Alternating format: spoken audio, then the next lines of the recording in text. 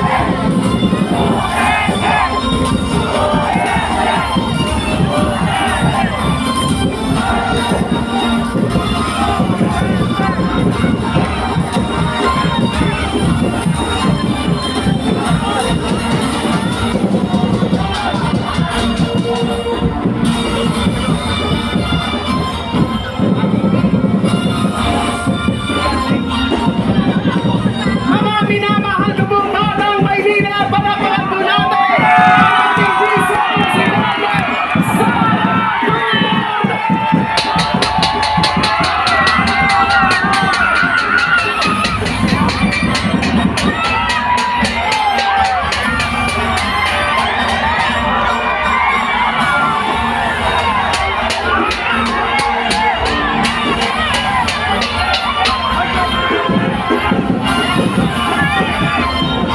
Muli po mga minamahal ko pong batang Maynila, palakpakan po natin ang ating Vice Presidente, Vice President Sara Duterte!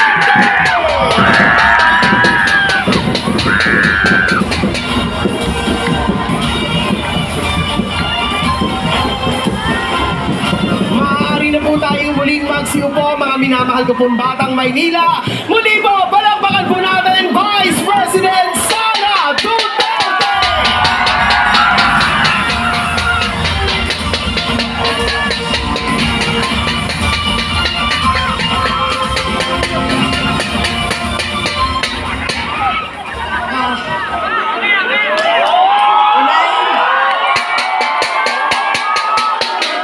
Assalamualaikum warahmatullahi wabarakatuh. Madayaw, maayong gabi kaninyong tanan. Magandang gabi sa inyong lahat. Kinsay kasabot, binhi.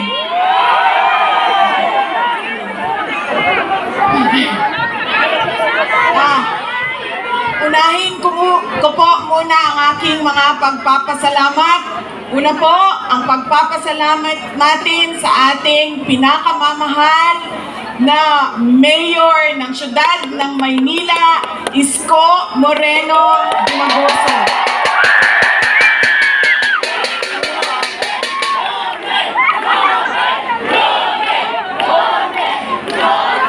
Nagpapasalamat po ako sa kanya dahil ipinahiram niya po ang inyong entablado at ang inyong mikropono para po sa mga senador ng Duterte. Maraming salamat.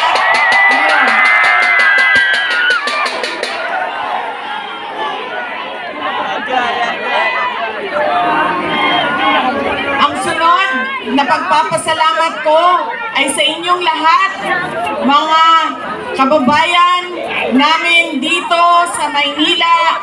Maraming salamat sa oras ninyo at sa pagkakataon na ibinigay ninyo sa akin at sa amin ngayong gabi na ito. Maraming salamat.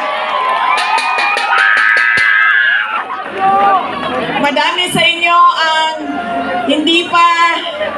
wala pa na nihapon, hindi pa na naghapunan. Marami sa inyo ang hindi pa naghapunan, hindi pa nakaluto, at kanina pa dito, mainit, pero nandito kayo para sa amin at para sa bayan. Maraming salamat sa inyong lahat. Ang susunod ko pong pagpapasalamat, mahal ko kayo, ma'am. Mahalin din natin patuloy ang ating mahal na inang bayan, ang Pilipinas. I love you too. Sisterly love na ito, sis. Mahal ko kayo. Kaya ako nandito. Ayun. Ang susunod po na pagpapasalamat ay mula po sa pamilya namin. Papasalamat po kami sa pagmamahal at suporta na ipinapakita nyo kay dating Pangulong Rodrigo Duterte. Maraming salamat po.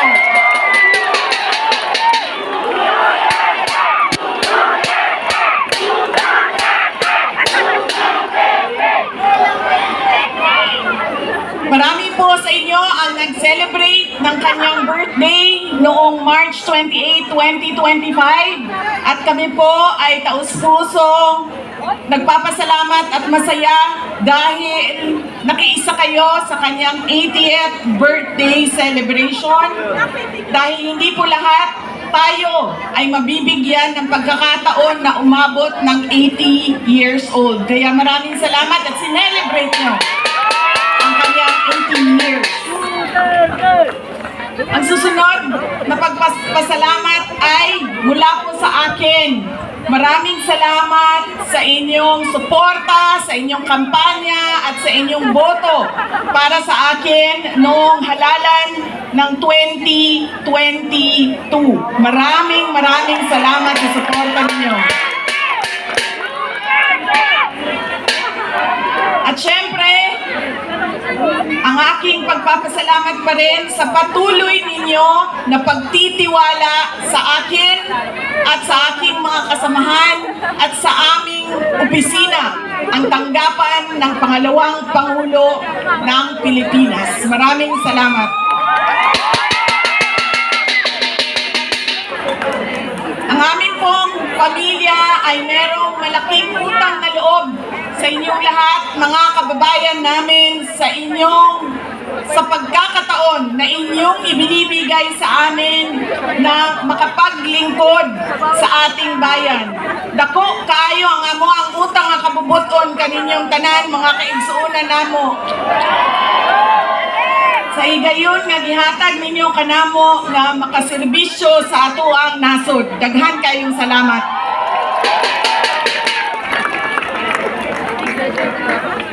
Ang susunod po ay mga kampanya po ako sa inyong lahat. Ang galing ko lang po yung sila ng aking opisina. Palitan natin ng seal ng Office of the President.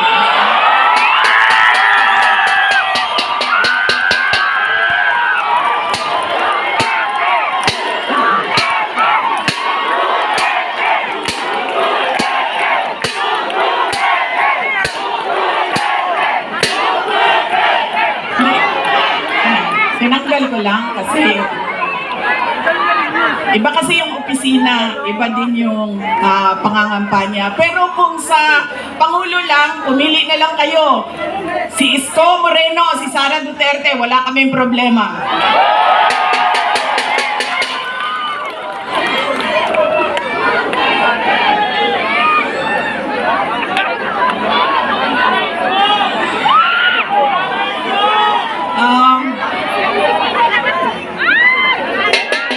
po ba lagi pabalik-balik o paulit-ulit ang problema ng ating bayan?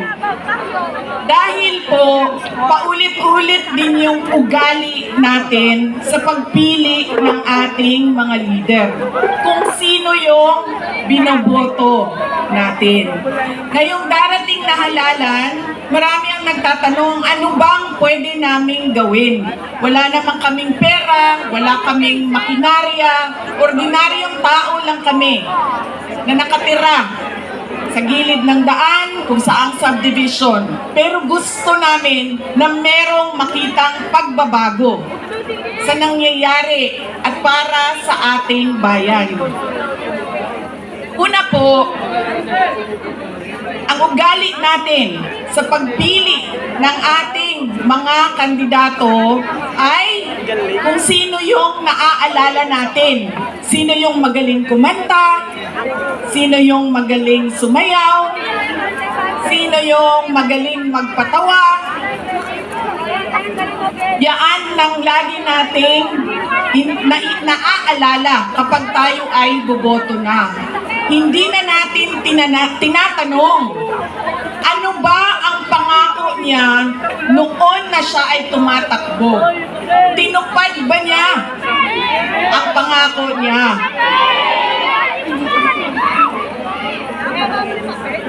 Diba? Dapat tinatanong natin ang sarili natin, ano bang nagawa ng tao na ito? Nangako siya, sorry ma'am,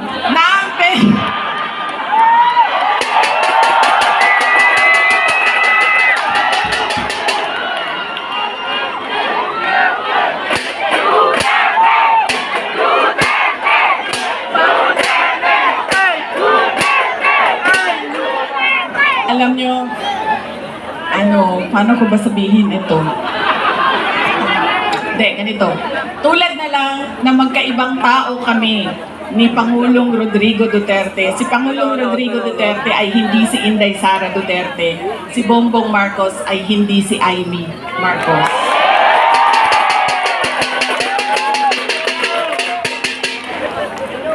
Ito, hindi na ako nagpaalam sa'yo. Sasabihin ko, nga naman, sige manig. Tanggalin na lang natin ito. Okay lang sa'yo? Mura siyang matuwan.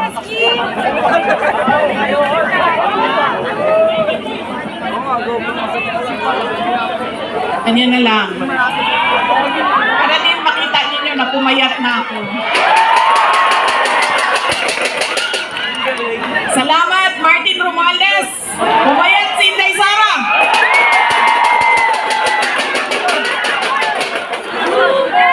Kadyo lang ba? Seryoso. Mahal ko kayo, ma'am. Ito, hindi na ako nagpaalam kay Senator Amy, kasi hindi ko naman alam na nandito siya. Noong October 2023, pumunta ako sa kanya. Sabi ko sa kanya, pwede mo ba akong tulungan? Kailangan ko kausapin ang Pangulo. Kasi nakikita ko sa mga plano nila at nabasa ko sa mga plano nila, meron silang ipa-file na impeachment na kaso. So sinamahan niya ako. Ito yung araw bago umalis si dating Pangulong, si Pangulong Bongbong Marcos.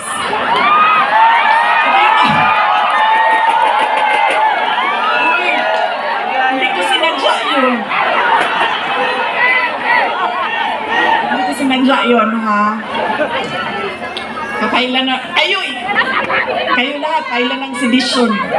Kayo dyan, may kaso na kayo bukas. Wait lang. So, ito yung araw na paalis siya, papuntang Amerika. Pumunta kami, sinamahan ako ni Senator Amy. Siya yung kumuha ng oras ng schedule para makausap ko si BBM. Noong nandun na kami, binanggit ko sa kanya ang impeachment. Pero hindi yung impeachment ang gusto kong marinig ninyo na kwento ngayong gabi na ito. Doon sa pag-uusap naming kaming tatlo lang yun pasensya na silang dalawa. Marites yung nandoon sa harap nilang dalawa. Nag-usap kaming tatlo, nabanggit ni BBM ang pag-amenda ng konstitusyon. At sinabi niya na, madami siya sinabi, pero ang gist ng sinabi niya ay, we will just amend. Kasi English man sila pag mag-istorya, no? So ako dito, kuya wani, in English ay, we will just amend the economic provisions of the Constitution. Nakilinig ko at nakita ko talaga na sumagot si Senator Amy. Sabi niya, that is a dangerous thing. Sabi niya, if you open the Constitution to amendments, you do not just open it to economic provisions. You open it for all amendments of the Constitution. At nagsagutan na silang dalawa sa harap ko dahil sa ating Constitution. Kaya yan ang pruweba ko at proof ko sa inyo na magkaiba na tao. Ibang tao si BBM, ibang tao si Amy Marcos. Okay naman, pwede ka na umalis. Wait lang, sandali. Iboto niyo ba si Amy Marcos? Okay naman, pwede ka na lumipat sa QC. Good na dito. Kalimutan ko na yung sasabihin ko ba. Tatlong paalala. Hindi natin tinitingnan kung ano ba yung mga pangako niya noon. Tumakbo siya noon, may pangako siya. Binigay ba niya? Diba? 20 pesos ang kilo ng bigas. Tapos ngayon, okay na daw. After 3 years, 3 taon ng campaign promise o pangako sa eleksyon, ibibigay ngayon. Pero, ibibigay lang sa Visayas. Para bang hindi kayo nagugutom dito sa syudad ng Maynila. At parang hindi nagkukulang ang pera ninyo pambili ng pagkain. Kaya dapat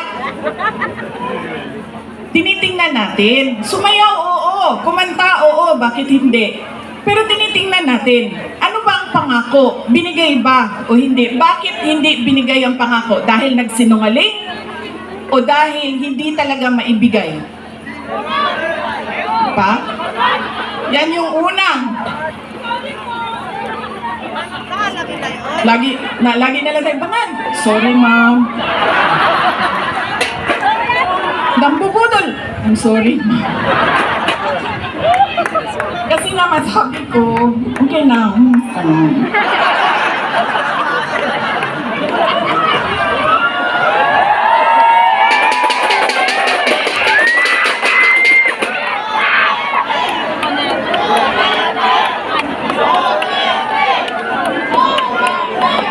Alam nyo, yung bangag na yan, hindi totoo. Hindi naman ako kasi tumawa dahil tinawag siyang bangag. Andun ka din, di ba? Hindi ako, kasi sa Bisaya, ang bangag, di ba? Bangag, bangagan, bangag. Oo. So, pag sinabi mong bangag sa Bisaya, hindi siya adik. Kung sa man sa to, akida. Diba? Oo.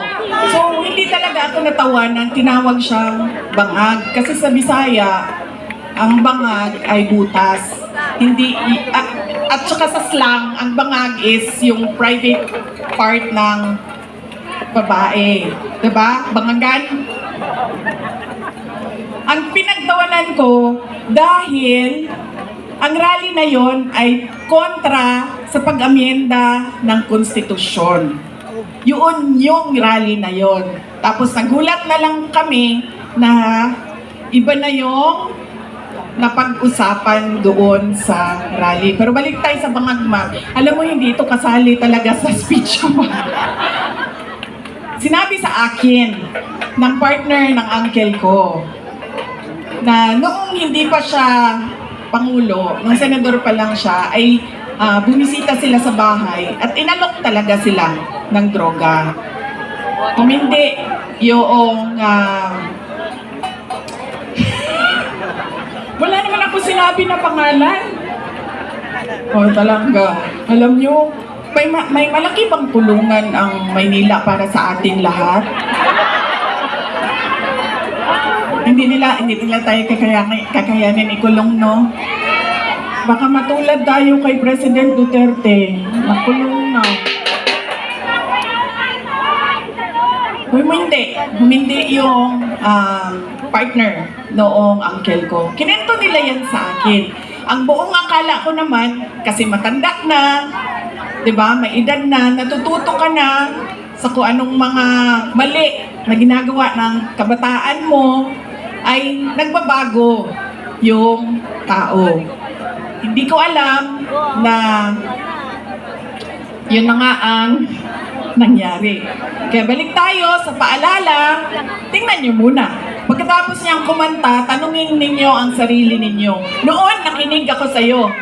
Ano ang pangako mo? Binigay mo ba? Kaya dapat pinag-iisipan natin kung iboboto natin o hindi yung tao. Pangalawa, ito walang makakakontra sa akin nito kahit saan man sa mundo. Hindi dahil galing yan sa malaking pamilya ng mga politiko ay automatic ang boto ninyo. Hindi dahil anak yan ng Duterte ay automatic ang boto ninyo. Dapat tinatanong nyo ang sarili ninyo, ano ba ang abilidad at kapasidad ng tao na ito na maglingkod para sa bayan. Isa sa mga problema natin ay ang